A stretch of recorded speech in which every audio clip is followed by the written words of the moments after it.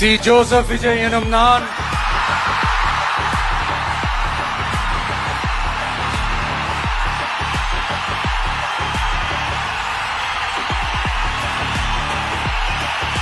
சட்டப்படி அமைக்கப்பெற்ற இந்திய அரசியல் அமைப்பின்பால் உண்மையான நம்பிக்கையும் மாறா பற்றும் கொண்டிருப்பேன் என்றும் இந்திய நாட்டின் ஒப்பில்லாத முழு முதல் ஆட்சியையும் ஒருமையையும் நிலைநிறுத்துவேன் என்றும் தமிழ்நாட்டு அரசின் முதலமைச்சராக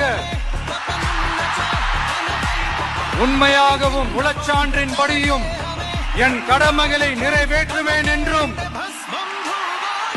அரசியல் அமைப்பிற்கும் சட்டத்திற்கும் இணங்க அச்சமும் ஒருதலை சார்பும் இன்றி விருப்பு வெறுப்பை விலக்கி பலதரப்பட்ட மக்கள் அனைவருக்கும் நேர்மையானதை செய்வேன் என்றும் ஆண்டவன் மீது ஆணையிட்டு உறுதிமொழிகிறேன்.